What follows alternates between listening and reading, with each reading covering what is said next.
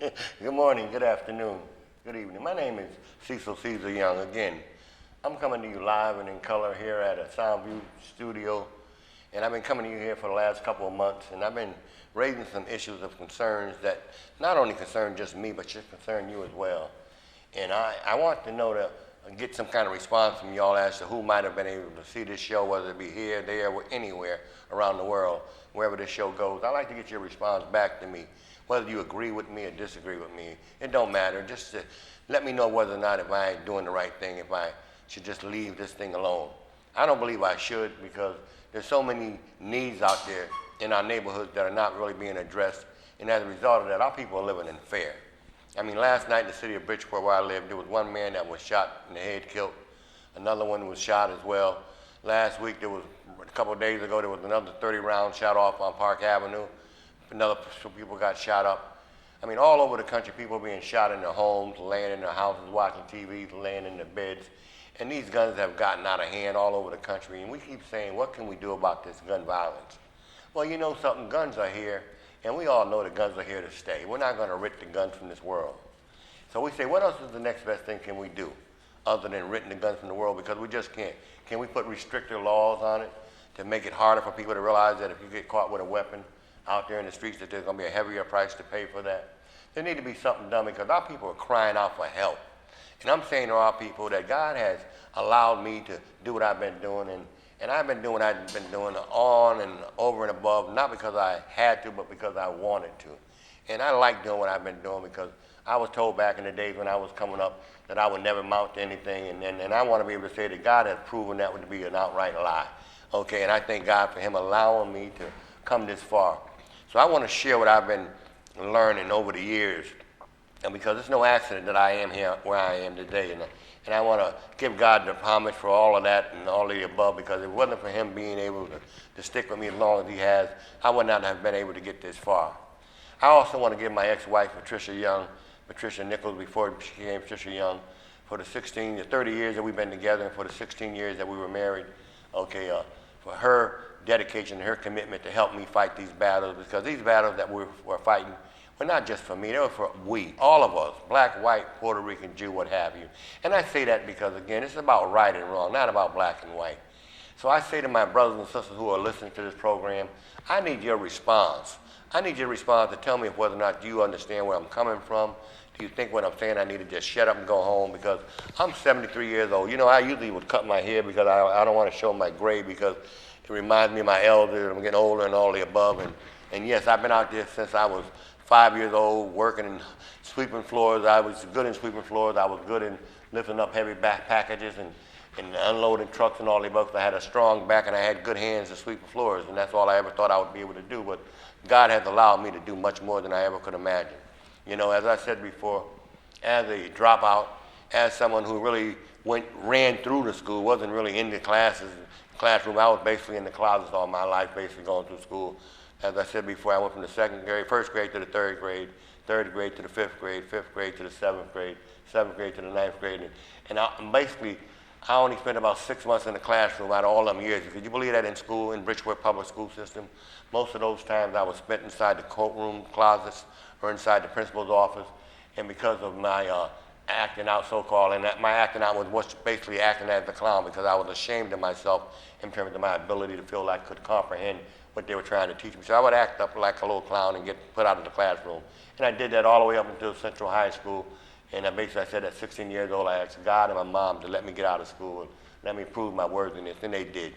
But I want to say that I thank God, because, again, here it is at 16, 18 years old, I formed a P.T. Barnum Cadet Corps program, which were kids in P.T. Barnum that were girls and guys, that we would patrol our neighborhoods. We would help our people in our neighborhoods.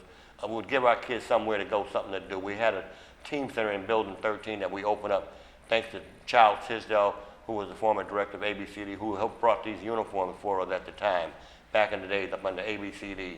And again, I thank him for that, because that gave us the gravitation to make us feel like we could do something, because I never had a uniform at any kind, whether it be in school at all. I never thought I would ever have a uniform anywhere. But I created my own uniform, and Charlie Tisdale helped pay for them. But we use them for the good of our community. We use them for our people. You will see here, Joe Owens wrote an article about me, a man of action. the ghetto candidate. I ran for mayor in 1975 against Mayor Mandanese and all the above. Okay, I ran for mayor back then again to prove that there's issues in our neighborhoods that need to be dealt with, and someone got to deal with them, and who else better could deal with them than people like ourselves who live there, who are living it. So I dealt with it.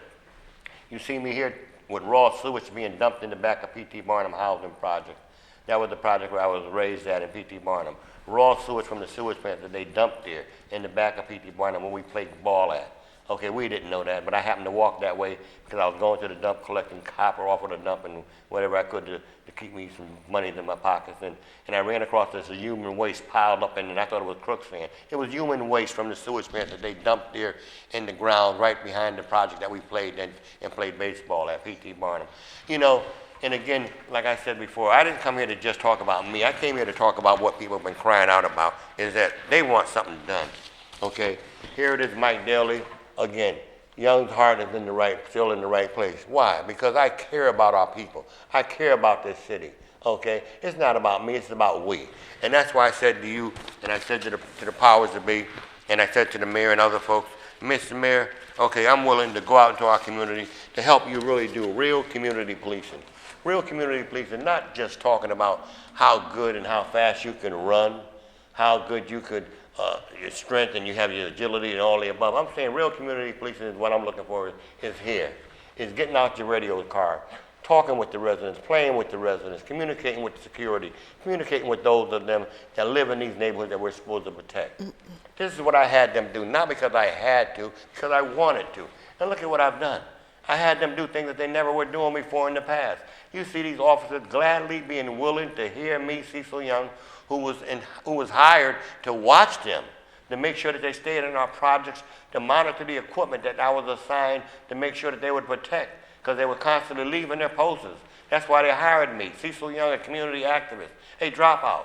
Earl Miller, who was my supervisor, ex-retired sergeant with the Bridgeport Police Department, hired me as someone who would be monitoring to see if whether or not these police are staying on their posts. They were not staying on their posts. So I said, Earl, give me the power to tell them where to go, what to do, and all the above, and he did do that. And as a result of that, I opened up an office in Building 5 in Green Homes Apartment. Here's my office, okay, in Building 5 with the details. I would have the police details meet with me at the beginning of the shifts, okay, and lay out goals and objectives. My goals and objectives were to prevent crime, not lock up folks. I'm not into locking up, I'm into preventing crime. How do you prevent crime? You stay in the eye of the storm. That's what I taught them to do. I wasn't worried about no record arrest. I was worried about prevention of the gunplay, allowing people to want to bring the kids out to feel like they can feel comfortable and do all the above, not because, okay, they should have to be worried about somebody running across the courtyard shooting at somebody running. This is what I had these officers doing, things that they were not used to being told to do. And you can't find any police officers in the city of Bridgeport that can show you a poster like mine. And here it is, Chief Hector Torres, who was deputy chief and acting chief at the time, Hector Torres, okay, of the Bridgeport Police Department, and his deputy chief were with me, Highness and all the above, in Green Homes Apartment, which is the office, which was in Green Homes in Building 5, where my office was located at. You see these guys with the white shirts, these were commanders, these were supervisors. So now I was supervising 12 officers from the Bridgeport Police Department around the clock 7 days a week, when I was only being paid for one shift for $625 a week. I did that, but I did it 7 days a week because I was honored to be able to have the power to help these cops make it safe for our people to want to come out and play, to make it safe for these residents to want to come out in their hallways and not have to worry about gangbangers in the hallways, drug dealers in the hallways, mattresses in the hallways, pissing in the hallways. I had these details walking and patrolling Green Homes Apartment, okay, Bequonic Apartments, okay? After I had told Earl, let me not only just have them monitor the equipment, let me help them do community policing. So these community police officers are doing what I asked them to do, not what Earl told them to do. These are my ideas. This is what I had them do. I had these officers begin to meet with me, relate to me, and communicate with me. And look at the results that I was getting. I got these officers skinning and grinning, feeling good about themselves, feeling good about patrolling in our projects, helping our people feel safe about themselves. And I feel good about that. Look at us here. I mean, look at these patrol officers, a sergeant and a patrolman. I had 4 sergeants on each shift. From 8 to 4, there was 4 sergeants and 4 patrolmen. From 4 to 12, there was 4 patrolmen and 4 sergeants. And from 12 to 8, there was 4 patrolmen and 4 sergeants. I had them meet with me in Green Homes Apartment. Not the housing authority told me to do this. I did this. All of these ideas came from me. That is why I'm saying to the city of Bridgeport, I offered this idea to the mayor, but because of my issues pertaining to how they violated my civil rights when they fired me unjustly because I spoke out, okay, and because I won't let that issue go, okay, they don't want to seem to gravitate to what I've been offering them. I offered all of these ideas to the mayor. I offered it to Chief Robert Porter, Chief of Police, that this is what I'm willing to help his officers learn the value of how to communicate with our residents, how to make a difference in terms of not just locking up those of them that look like they need to commit crime and they want to commit crime. You can prevent all of that by just being there. And you know something what troubles me is that we made a difference. In P.T. Barnum, when I was a superintendent, I had, at the time, Mayor Tom Busey appoint me as the mayor's community liaison officer, okay? All right? Now listen to this letter, okay, that Mayor Tom Busey gave me, okay, that he gave Superintendent Walsh, telling Superintendent Walsh what he wanted me to do. Can you read the letter, my dear? Yes. The letter is from the city of Bridgeport, Tom W. Busey, at the time, dated July 7th, 1988, to Joseph A. Walsh, Superintendent of Police.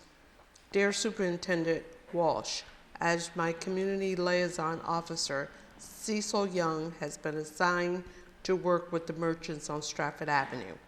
As part of his duties, he will introduce the police officers assigned to patrol Stratford Avenue, both the walking detail and the car posts, to the merchants and thereby into the community at large. This, by necessity, will entail coordinating his activity with those of the police officers, for example, meeting with them as the start of their shift, walking with them, and introducing them to the merchants.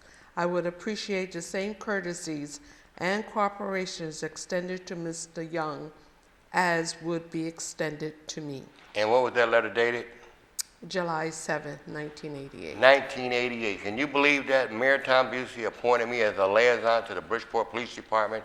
Superintendent Walsh was one of the toughest superintendents in the city of Bridgeport for the longest time. Everybody feared him, but they put me on him, hoping, okay, that I would get his officers to do what I think that they needed to do, which I got them to do, and he allowed them to do that. He allowed them to listen to me, even though I got thrown out by one of the lieutenants one day because I was explaining to him that if they were doing this kind of community policing, maybe our officers wouldn't have had the need 30 years ago to walk around with bulletproof vests. They were doing real community policing.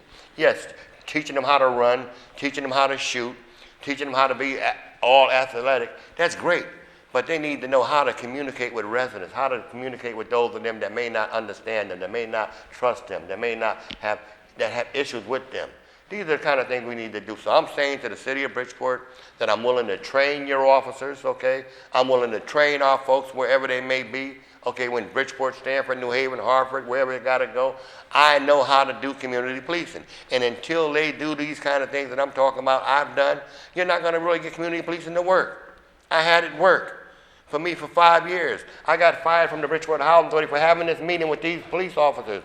These police officers, I got fired from Colin Weiss, who was the director of the Housing Authority, who at that time didn't want me to have no meeting with these officers, want me to have no meeting with the chief of police. But because of the killings, because of the amount of shootings, I said, damn that. I'm a city sheriff. I'm a community actress. I was that before I became a Housing Authority superintendent. So I'm going to do this on my own time, and I did it on my own time. And you know what happened? I got fired. I got fired because they told me you can't have that meeting. But I had it anyhow. Why? Because I believed in what Dr. King was all about, which is do what you can while you can for the least of these. And that's what I've done. And as a result of that, I've been rewarded by allowing me to be able to survive and to be able to do things that I never thought I would be able to do. And that's why I love Dr. King. And that's why I say to my wife now, Patricia, Sandra Moore, excuse me, I don't want to mention the name because right now my life is in danger at times in terms of people wanting to take me out. And yes, I've lost my first wife, Patricia Young. And yes, my wife here is a little bit worried about the same thing happening to her, so I don't want to mention her name. I'm happy to join with but you because today of Dr. King. In what will go down in history as the greatest demonstration for freedom in the history of our nation.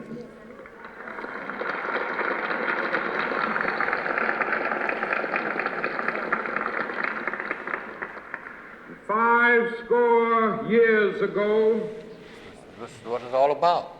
a great American in whose symbolic shadow we stand today I didn't have to do this. I did it because it signed needed to be the done. Emancipation Proclamation. Look at Chief Garcia, former chief of police This department. momentous decree came Manny Cotto, as David the great Daniels, beacon Lieutenant light of David hope to Daniels. millions of Negro slaves Sergeant Garcia, who was the chief who of had police for the been Bridgeport seared Police in the Department, just flames passed. of withering She worked on my injustice. detail. It came as a joyous She became chief of daybreak police. She knows about community policing because I helped to expose end them the to the value of long communicating with night of their residents in captivity. that atmosphere. And there was never no But problem. 100 years later,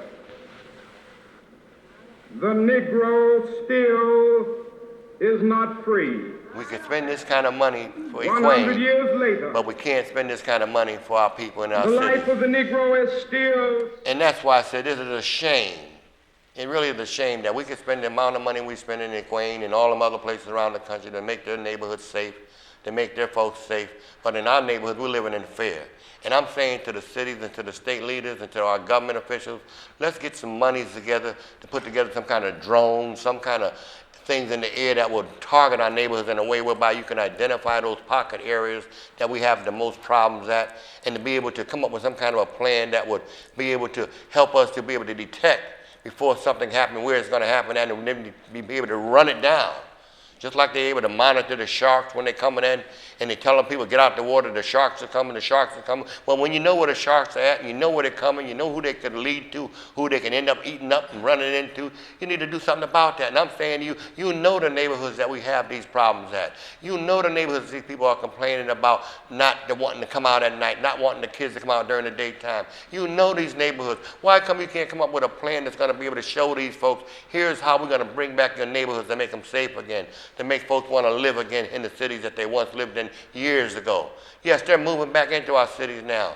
They're going back into these old factories that were once industrial factories that are now being rehabbed and being made to give folks a place to live, because we got a good city here in the city of Bridgeport. There's a lot of development going on in Bridgeport. There's a whole lot more that could be going on, but we got to save it. We got to make people feel safe. Yes, there's so many things we can do to bring back our neighborhoods. We can call out the National Guard. Call out the National Guard and help them to identify different neighborhoods that need this extra police protection to stand there as a big brother to prevent the kind of crime that need to be prevented. We can do that. When I supervised the police details that Busey assigned me, because he also assigned to me a police detail in P.T. Barnum. They was rehabbing P.T. Barnum. They spent $15 million to rehab P.T. Barnum. And do you know that they're building 15? They could not give them apartments away because the dealing was going on so bad, the shooting was going on so bad, they couldn't get them apartments away. But I asked Mayor Busey to give me a detail. He gave me a detail of 3 different officers. Officer Charlie Mack, Jimmy Cook, A.J. Perez, and we patrolled P.T. Barnum. We locked it down. And we didn't get no rocks thrown at the police detail. We didn't get no harassment done by the residents, because why? They identified where the problems were coming in at, where the problems were located at, and what did they do? They did so-called racial profiling. Now, you say racial profiling is something that they don't want to admit, they don't want to acknowledge. Well, let me say to you that we did racial profiling in P.T. Barnum, and here's how we did it. What they would do they would identify those kids that would come from out of town, which most of them, those kids that would come from out of town, would be white kids coming from Black Rock, Fairfield, or other surrounding towns, and what they would do would pull them over and say, are you lost? And they would say, oh, no, we're looking for Captain's Cove. Well, then we would show you where Captain's Cove was located at. Okay? But they didn't pat them down. They didn't beat them down. They didn't disrespect them. They pulled them over with diplomacy and told them, you're in the wrong location. Those drug dealers, those gangbangers in those neighborhoods, they didn't go and harass them or throw them up against the wall or beat them down or look at them or cuss them out or get bitter with them. They talked to them. They got out their cars and they communicated with them. They related to them. To the issue. They related to where they were coming from. All they were saying, well, let's keep down the gunplay. If you want to do what you do, it's not so much what you do, it's how you do it. Okay? And because they got the respect that they wanted from the neighborhood, okay, there was no problem with me or the neighborhood. Okay? I lived in P.T. Barnum. I grew up in P.T. Barnum Public Housing Project. Okay? I know what it's like. Okay? I grew up riding around with Howland Authority police details when I was 8 years old. Okay, I worked with the Howland Authority Police Detail officers, Hubert Sims, Garcia, okay, Simmons, Okay, I worked with his brother, Charles Smith's brother, who was a police officer in Bridgeport. Okay? And again, it wasn't about locking up. It was about preventing crime. How did they do it? They did it by being there. They did it by communicating with folks. They did it by cutting the attention down. They did it by communicating with those of them that were in the neighborhood night and day, and they did it around the clock. I did it with them. You know, I did it around the clock with them. And believe me when I tell you, yes, I got a back problem. I got a psychological problem. I got all kind of problems.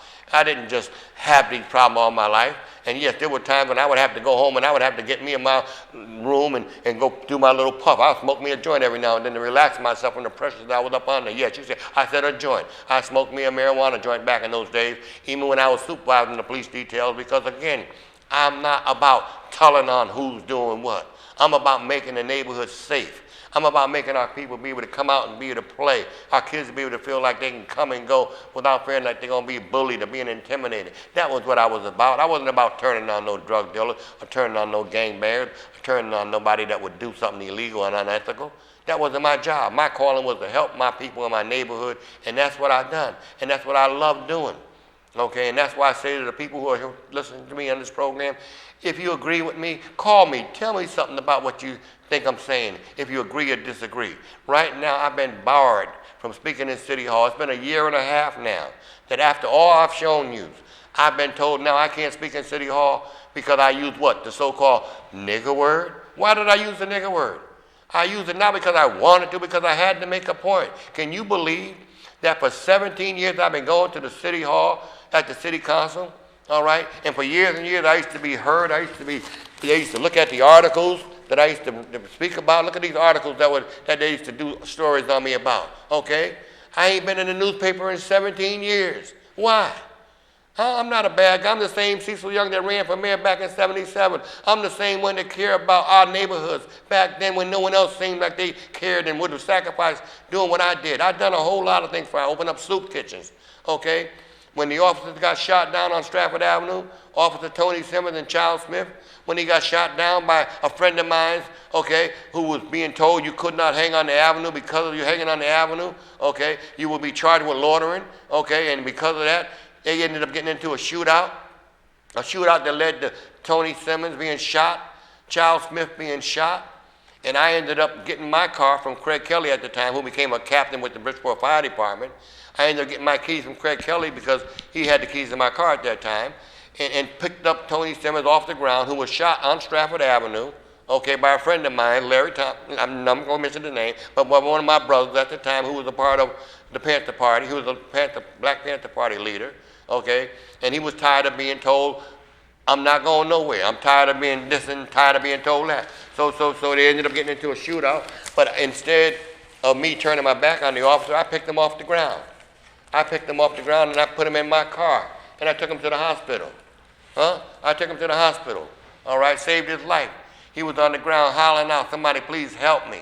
This is a black officer. 2 black cops were gunned down on Stratford Avenue, all right, and it was me who picked them off the ground, all right, and put them in my car and dragged them into the backseat of my car, and there was a little boy about 10 years old, 12 years old, helped to drag me in the backseat of my car. We was at 1127, the club on Stratford Avenue, that night. We're going to get ready to have a drink that night. And the bar was full that night. Can you believe that people of color that looked like you and me wouldn't have one of them come to try to help that officer get off that ground? Now, was it because they were afraid the fact that if they got caught bending over trying to help this officer, they could get shot up? Yes, that could have happened. I didn't think of that. All I thought was that this man was bleeding, he was hollering, he was an officer doing his job to the best of his ability, and he was shot by a friend of mine. Yes, a friend of mine shot him, okay, but again, right is right and wrong is wrong, and I respond. Look at A.J. Perez. He was the chief of police. That's A.J. Perez. He was the one who just got through doing time with the police department. I broke him in P.T. Barnum. He was a part of the police detail with Mayor Busey at the time when he assigned me him when he was a patrolman in P.T. Barnum. He became chief of police, A.J. Perez, All right? Come on, man. I ain't no Johnny-come-lately. I care about our city. I care about our people. And I'm saying to the residents of Bridgeport, and I'm saying to the people around the world, I need your help. Right now, I don't want to go to jail. I don't want to go down City Hall being arrested for taking the mic, trying to demand that I be heard. I shouldn't have to do that. I'm an American. I'm an American citizen. I should not be denied the right to speak. I should not be denied the right to be heard. Look at all these articles that I've been involved in, issues I've been involved in over the years. I used to be an aide to State Senator Sal DiPiano. I used to be an aide to State Rep Joe Lugo. Huh? I mean, come on. I've been a community activist for over 60 years. Huh? I don't get paid for what I do. I do what I do because Dr. King allowed me the inspiration to feel like I could do more than I could ever imagine doing. And when he got assassinated, and I seen my mother crying and her boyfriend at the time mourning over the fact of his loss, that inspired me to die. I can do that. I would want to do that.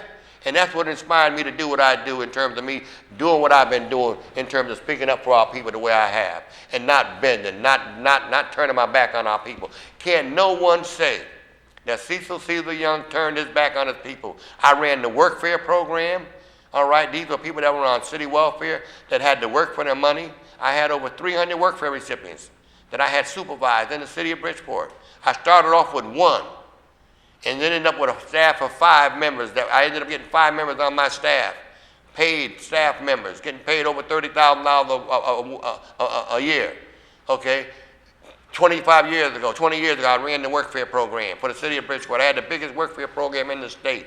So yes, I can and will continue to help you help yourself, but I need you to respond. If you agree with me or disagree with me, let me know before it's too late. Thank you and God bless you. Until the next time, peace.